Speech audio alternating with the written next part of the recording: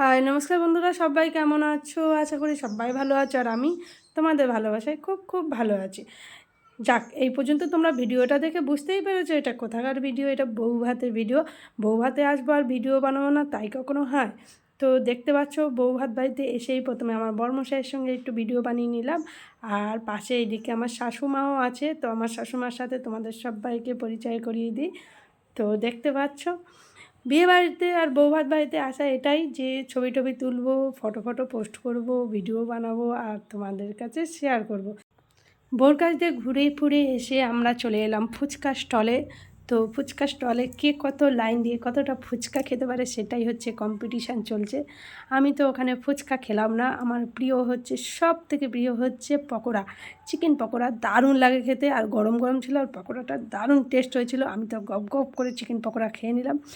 পকোড়া খাওয়ার পরে এবারে চলে এলাম আইসক্রিমের পালা। এবারে আইসক্রিমের স্টল বসেছিল, আইসক্রিমও খেয়ে নিলাম। আমি আর আমার জায়ের মেয়ে কম্পিটিশান করছি কে কতগুলো আইসক্রিম খেতে পারে। তোমাদের প্রথমেই মেনু কার্ডটা দেখিয়ে দিলাম আজকে কি কি খাবার আছে এখানটায়। তো যাই হোক, সবগুলো খাবার আমরা চেক করব।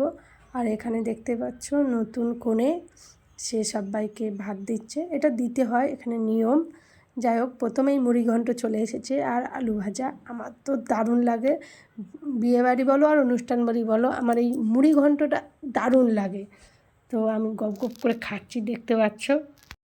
তারপর দেখো আমার পাতে কি চলে এসেছে, এটা কাতলা মাছের কালিয়া।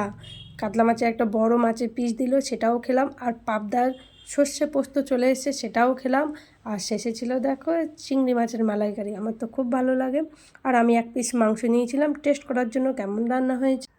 তারপরে তো ছিল চাটনি পাঁপড় মিষ্টি। মিষ্টি তো খায় না। যাই হোক, খাওয়া দাওয়া হয়ে গেছে, হাজমোলা খাচ্ছি আর ওয়েট করছি কখন বাড়ি আসবো।